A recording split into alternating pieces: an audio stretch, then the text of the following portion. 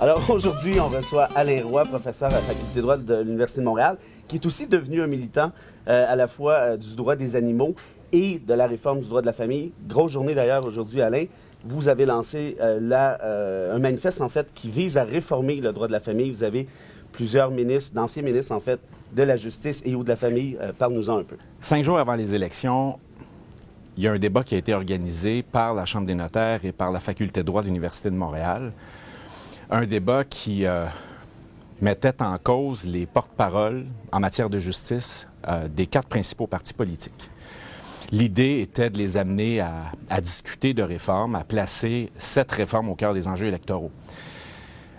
La veille de ce débat-là, je me suis demandé comment on pourrait faire pour maintenir la question dans l'actualité. C'est bien beau les déclarations d'intention 5 jours avant le scrutin, mais bon, après, on fait quoi pour que l'enjeu, la question, le sujet ne retombe pas, ne replonge pas dans l'ombre? Et j'ai eu cette idée de manifeste, de comité de vigilance, un comité qui serait composé de personnalités publiques d'envergure, d'ex-ministres, tous partis confondus, qui serait là pour rappeler le gouvernement à l'ordre dans la mesure où, justement, les paroles, où les actions ne suivent pas les paroles.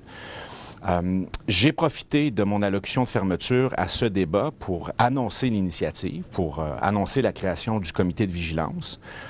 Alors, penses-tu vraiment que ceci peut avoir un impact positif ou on va encore retabletter le rapport pour une autre période de...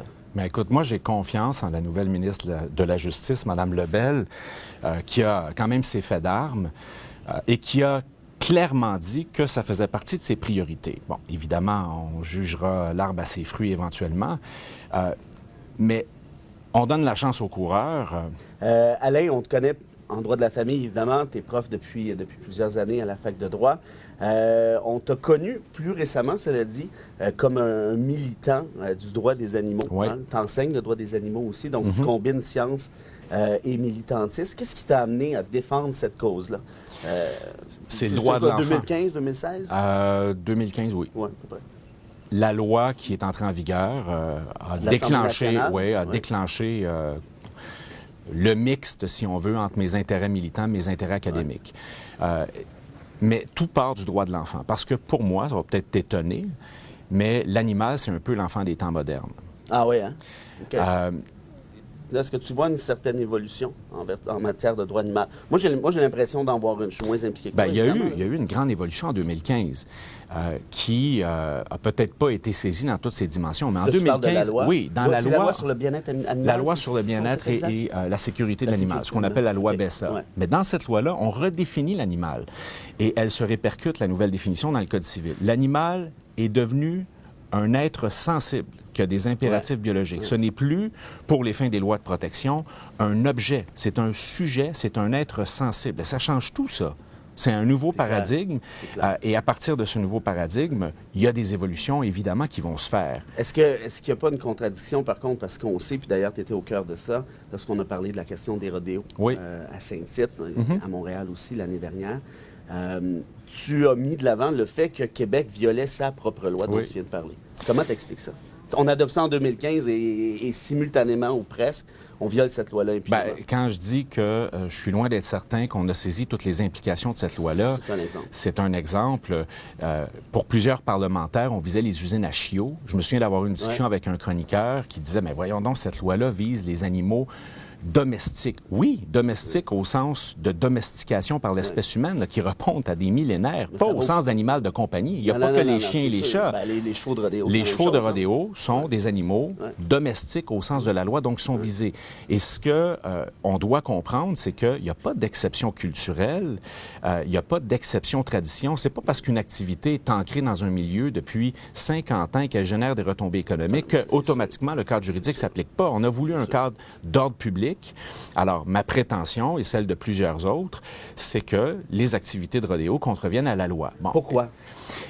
Parce que la loi interdit les mauvais traitements, les abus qui peuvent affecter la santé.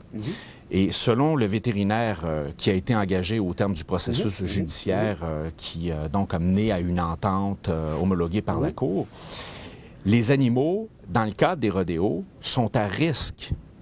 Et c'est ça le critère de la loi, pouvant affecter la santé. Et pourquoi Québec laisse aller? Bien, parce qu'il y a des gros sous derrière tout ça. 2 dernières questions rapidement. La question des calèches à Montréal. On fait quoi avec ça? Il y a des avancées quand même très significatives. Je me réjouis de la décision de l'administration Plante de les abolir. Je déplore qu'on ne les abolisse pas immédiatement. À partir du moment où on abolit une activité parce qu'on considère qu'elle met les animaux dans une situation qui n'est pas compatible avec le bien-être animal, n'attendons pas 1 an. Les droits acquis, lorsqu'on parle de bien-être, doivent pas l'emporter. Alors, oui, c'est sûr qu'il y aura des pertes économiques, mais on est rendu là dans l'évolution sociale.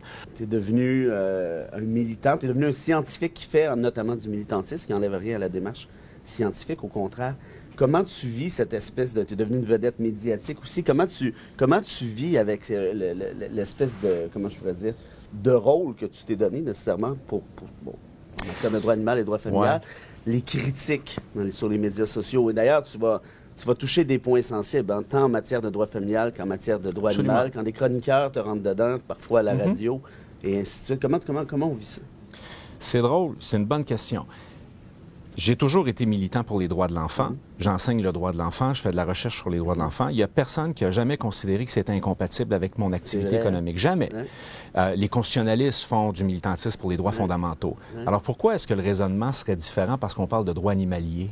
Parce que ça vient toucher peut-être davantage. Parce que ça vient toucher... Bien, c'est peut-être là que, justement, on doit se tenir debout, puis on doit C'est là qu'on voit que c'est nécessaire. Bien, c'est nécessaire. S'il n'y a pas de militantisme, il n'y a généralement pas d'avancement. Effectivement. À la base de l'avancement, il y a une forme de militantisme, quelle qu'elle soit. Moi, je vois rien d'incompatible à militer pour le droit de l'enfant et à enseigner le droit de l'enfant, à faire de la recherche. J'applique exactement le même raisonnement en matière de droit animalier. Puis comment tu vis avec ces critiques-là? Je vis très bien. Tu vis bien? Alors, je vis très bien. Les petits trolls, les haters, je vis très bien avec ça, perdez pas votre temps. Absolument. Ça ne m'affecte pas du tout. Alain, merci d'être venu. On a eu un peu de difficulté à partir de la machine parce qu'on se connaît bien, on est des bons amis, mais on a rigolé un brin. Pour le reste, un gros brin, disons. Je réfère, histoire de ne pas recommencer, je réfère les gens à ta page Facebook, Professeur Alain Roy, où on retrouve l'ensemble des informations dont tu nous as parlé aujourd'hui, tant en matière de droit animal qu'en matière de droit de la famille. Exact. Merci, mon ami. Merci à toi. À bientôt, puis bonne chance.